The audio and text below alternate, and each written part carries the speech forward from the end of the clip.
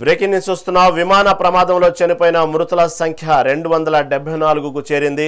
241 మంది విమాన ప్రయాణికులు సిబ్బంది కాగా మెడికోలు స్థానిక ప్రజలు కలిసి మొత్తం ఆ సంఖ్య 274కు చేరినట్లు అధికారులు తెలిపారు. విమానం కూలిన ప్రాంతంలోని బీజే వైద్య కళాశాల మెడికోల వసతి గృహం ఉంది. తొలుత 24 మంది మృతి చెందగా తాజాగా చికిత్స పొందుతూ మరో 9 మంది చనిపోయారు. ఇప్పుడు ఆ సంఖ్య 33కు పెరిగింది. మొత్తంగా మృతుల సంఖ్య 274కు చేరినట్లు అధికారులు వెల్లడించారు. ఇక ప్రమాద స్థలంలోనే అత్యంత కీలకమైన బ్లాక్ బాక్స్ను అధికారులు స్వాధీనం చేసుకున్నారు. హాస్టల్ పైకప్పుపై దొరికింది. అధికారులు విశ్లేషించనున్నారు. ప్రమాదానికి గల కారణాలు తెలుసుకోనున్నారు. Air India Boeing 787 Dreamliner విమానం గురువారం రోజు మధ్యాహ్నం ప్రమాదానికి గురైంది. అహ్మదాబాద్ ఎయిర్పోర్టు నుంచి టేకాఫ్ అయిన కొద్దిసేపటికే విమానం కూలిపోయింది. మెడికోలో ఉంటున్న హాస్టల్పై విమానం కూలిపోయింది. ఒక్కసారిగా పెద్ద ఎత్తున మంటలు చెలరేగాయి. విమానంలో 1,20,000 లీటర్ల ఇంధనం ఉంది. సుదూర ప్రయాణం కావడంతో భారీగా ఇంధనం ఉంది. అయితే విమానం కూలిపోగానే పెద్ద ఎత్తున మంటలు చెలరేగాయి. విమానంలో 230 మంది ప్రయాణికులు, 2 పైలట్లు సహా 12 మంది సిబ్బంది ఉన్నారు. ఒక్కరు మినహా మిగతా వారంతా చనిపోయారు.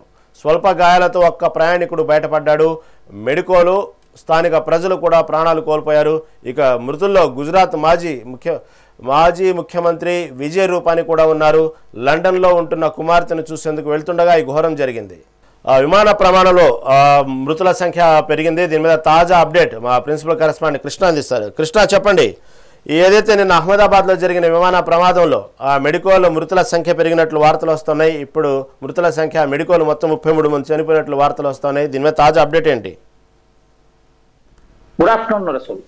ఏదైతే 2 రోజుల క్రితం జరిగినటువంటి అహ్మదాబాద్ లో జరిగినటువంటి విమాన ప్రమాదం అత్యంత ఘోరమైనటువంటి విషాదకరమైన విమాన ప్రయాణంలో ఏదైతే దాంట్లో ప్రయాణిస్తున్నటువంటి 241 మందిలో దాదాపుగా 242 మందిలో దాదాపుగా ఒక్కరు మాత్రం ప్రాణాలతో స్వల్ప గాయాలతో బయటపడగా 241 మంది అంటే సిబ్బంది ప్రయాణికులతో పాటు అందరూ కూడా అగ్నికిత ఆహుతైపోయినట్లయితే మనకు తెలుస్తూనే ఉంది. దీంతో పాటు ఏదైతే ఆ విమానము టేకాఫ్ అయినట్టు కొన్ని క్షణాల్లోనే దానికి ఆనుకున్నటువంటి ఒక వైద్యశాల పైన ఏదైతే సివిల్ హాస్పిటల్ పైన దాంతో పాటు అక్కడ ఉన్నటువంటి మెస్ పైన ఒక్కసారిగా ఢీకొనడంతో దాంట్లో అప్పటికే వారంతా కూడా మెస్కొచ్చి భోజనం చేస్తున్న విద్యార్థులతో పాటు సిబ్బంది అంతా కూడా వారిపైన అది ఆ బిల్డింగ్ పైన పట్టడంతో అత్యంత మృతుల సంఖ్య ఈ రోజు పెరిగిందంటానికి దానికి ప్రధాన కారణం. అంటే ఏదైతే నిన్న జరిగినటువంటి ప్రమాదంలో 241 మందితో పాటు దాదాపుగా 33 మంది మెడికో విద్యార్థులు కూడా మరణించడం చాలా తీవ్ర విషాదం అయితే ఇక్కడ చుట్టూ అంతా కూడా అలుముకున్నట్లు మనం చూస్తా ఉన్నాం. ఏదైతే నిన్నటి వరకు చూసుకుంటే మొదటి రోజు 25 మంది మాత్రమే అక్కడ ఉన్నటువంటి విద్యార్థులతో పాటు మెడికల్ సిబ్బంది మరణించారంటూ కూడా మనకు వార్తలు వచ్చాయి. కానీ మరొక 9 మంది కూడా ఆ విద్యార్థులు ఏదైతే ఆ ప్రమాదంలో చిక్కుకున్నట్లు వారి యొక్క మృతదేహాలు లభ్యమైనట్లు కూడా అధికారులు అయితే ఇప్పటికే ధృవీకరించారు. అదే కాకుండా మరికొంతమంది ఒక 3 విద్యార్థులు కనిపించట్లేదు అంటూ కూడా ఇప్పటికే వారి కుటుంబ సభ్యులతో పాటు వైద్యశాల సిబ్బంది కూడా చెప్పడం అయితే చూస్తా ఉన్నాం. వారి యొక్క ఆచూకీ కూడా కనుక్కునే ప్రయత్నంలో అయితే పోలీసు బృందాలతో కూడా అధికారులు అయితే అక్కడ ఉన్నట్లయితే మనకు ప్రధానంగా తెలుస్తుంది. కానీ ఈ ప్రాంతం అంతా కూడా ఏదైతే ప్రమాదం జరిగిన ప్రాంతం అంతా కూడా చాలా విషాద ఛాయలు అలుముకున్నాయి. చాలా రోదనలతో అయితే ప్రాంతం అంతా కూడా విన్నంటున్నట్లయితే మనం చూస్తానే ఉన్నాం. ఏదైతే జరిగిన ప్రమాదం అహ్మదాబాద్ నుంచి లండన్ వెళ్లాల్సినటువంటి ఈ యొక్క ప్రమాదం అంటే ఈ టేకాఫ్ అయిన క్షణాల్లోనే అది 2 ఇంజన్లకి ఫెయిల్ అయిపోవటం, ఏదైతే ఇంజన్లకి ఫ్యూల్ సప్లై యొక్క ఏదైతే ఆ కేబుల్ ఉందో దాని నుంచి అది బ్లాక్ అయిపోవటం వల్ల ఈ ప్రమాదం జరిగింది.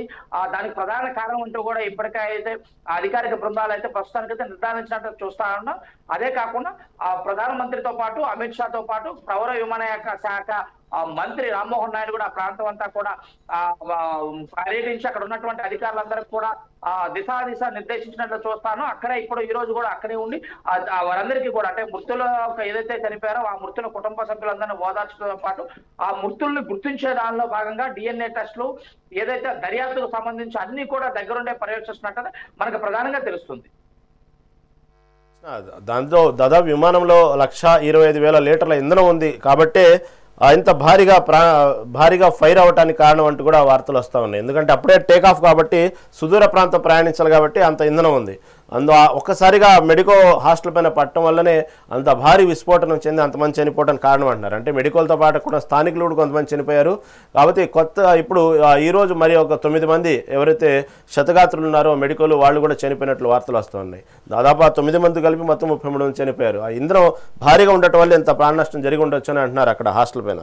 అంటే ప్రధానంగా అంటే ఫ్లైట్ ఎప్పుడు కూడా అంటే విమానాలు ప్రమాదాలు జరగటానికి ఎక్కువ ఎత్తులో ఉండి 2 ఇంజిన్లు పాడైపోయినా కూడా ప్రమాదం జరగదు. ఎందుకంటే అది టేక్ ఆఫ్ అవడానికి కొంత సమయం తీసుకుంటుంది కనుక కింద ఏటీసీకి సహజంగా రిపోర్ట్ చేస్తారు. ఎమర్జెన్సీ ల్యాండింగ్ కోసం వాళ్ళు రిక్వెస్ట్ చేస్తారు. అప్పుడు ఎక్కడ దిగాలి, అంటే దగ్గర అంటే ఆ ఫ్లైట్ ఉన్నటువంటి నావిగేషన్ బట్టి ఏ సమయంలో ఎక్కడ దిగాలంటూ కూడా ఏటీసీ అయితే డైరెక్షన్ ఇస్తుంది. అప్పుడు ప్రమాద తీవ్రత తగ్గుతుంది. అది ల్యాండింగ్ అయ్యే దాన్ని బట్టి ఇంజిన్లు పాడైపోయినా కూడా సహజంగా జరుగుతుందని ఇప్పుడు ఎయిర్పోర్ట్ అథారిటీ అధికారులు అయితే చెప్తున్న పరిస్థితి. కానీ ఇది కేవలం అంటే ఏదైతే టేక్ ఆఫ్ అయిన మరుక్షణమే అంటే అప్పటికే అది అహ్మదాబాద్ నుంచి లండన్ వెళ్ళాక అంటే సుదీర్ఘ ప్రయాణం అంటే దాదాపుగా 7-8 గంటల ప్రయాణం చేయాల్సి ఉండగా ఒక్కసారిగా ట్యాంక్ అంతా కూడా ఆ ఫ్యూయల్ తో నిండిపోయి ఉండటం, దాదాపుగా 1,25,000 లీటర్లు ఫ్యూల్ ఉండటం, అది ఒకటి బరువుతో పని. దాంతో పాటు ఏదైతే ఈ 2 ఇంజన్లు టేక్ ఆఫ్ అయిన వెంటనే 2 ఇంజన్లు కూడా రిపేర్ రావటం అంటే ప్రాబ్లం రావడంతో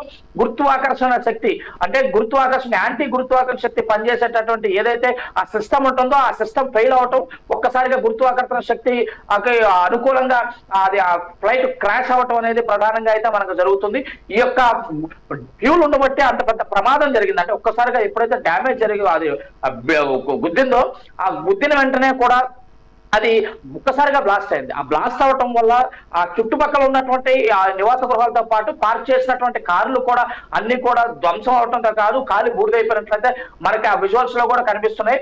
అదే కాకుండా ఒక్కసారిగా ఎప్పుడైతే ఆ బ్లాస్ట్ అయిందో ఆ బ్లాస్ట్ లో దాదాపుగా అంటే 1000 డిగ్రీల సెల్సియస్ ఒక్కసారిగా ఆ యొక్క హీటు విడుదలైంది. ఆ విడుదలవటం వల్ల మాత్రమే ప్రమాద తీవ్రత స్థాయి ఎక్కువగా ఉందని చెప్పేసి కూడా అధికార బృందం ఇప్పటికైతే నిర్ధారణకు వచ్చారు. ఏదైతే దాన్ని ఢీకొంటాం అంటే బలంగా దాదాపుగా 300 నుంచి 400 కిలోమీటర్ల వేగంతో అది ఒక్కసారిగా ఆ బిల్డింగ్ ను ఢీకొనటం వల్ల దాంట్లో ఉన్న ఫ్యూల్ ఫుల్ గా ఉండటం వల్ల ఒక్కసారిగా బ్లాస్ట్ అవటం, చుట్టుపక్కల ఉన్నటువంటి ఆ కింద ఉన్నటువంటి గృహాల్లో ఉన్నటువంటి కొద్ది మందితో పాటు ఈ మెడికోలు కానీ లోపల ప్రయాణించాలంటే ఆ ఫ్లైట్ లో ఉన్నటువంటి ప్రయాణికులు ఒక్కసారిగా కాలి బూడిదవటంలో ప్రధానమైనటువంటి ఆ ప్రమాదానికి కారణమై ఉంటుంది. ఒక్కసారిగా రేడియేషన్ అంటే దాదాపుగా 1000 డిగ్రీల సెల్సియస్ ఆ హీట్ జనరేట్ అవటము, పొగ రావటం, స్మోక్ రావటము, వీటన్నిటి ద్వారా ప్రమాద తీవ్రత ఎక్కువగా ఉందని చెప్పేసి అందుకనే 274 మంది ఇప్పటికే మృతులు సంఖ్య పెరిగింది అంటంలో అధికారులు అయితే ప్రాథమికంగా అయితే దర్యాప్తులు అయితే తెలుపుతున్న పరిస్థితి. ఎందుకంటే మీరు చెప్పినట్టుగానే ఆ ఇంధనం ఏదైతే ఉందో ఫ్యూయల్ ఆ ఇంజన్కి సప్లై అయ్యే క్రమంలో ఫిల్టర్స్ జామ్ అయిపోయేటప్పటికి ఆ ఇంజన్కి సప్లై అవ్వలేదు ఇంధనం. అందువల్ల ఒక్కసారిగా తన పట్టును కోల్పోయింది. ఒక్కసారిగా భూమి మీద గురుత్వాకర్షణ ప్రకారం కింద పడిపోయింది. ఎందుకంటే ఇంజన్ సప్లై అవ్వలేదు. ఆ ఇంధనం ఏదైతే ఉందో ఆ ఫిల్టర్ జామ్ అవటం వల్ల ఇది ప్రమాదానికి ప్రధాన కారణం అనేది ప్రాథమిక దర్యాప్తులో తేలింది. ప్రధానంగా ఏదైతే సిస్టమ్ అంటే టేకాఫ్ అయ్యే ముందు అధికారులు అంటే టెక్నికల్ బృందం అంతా కూడా దాన్ని క్షుణ్ణంగా తనిఖీ చేసినప్పుడు ఎక్కడా కూడా లోపాలు ఉన్నట్లయితే గుర్తించలేదని చెప్పేసి కూడా టెక్నికల్ బృందం అయితే చెప్తుంది. ఒక్కసారిగా అదంతా కూడా టెక్నికల్ గా అన్ని కరెక్ట్ అయిన తర్వాత మాత్రమే ఏదైతే ఆ ఏటీసీకి టేకాఫ్ అవడానికి అనుమతి కోరుతారు.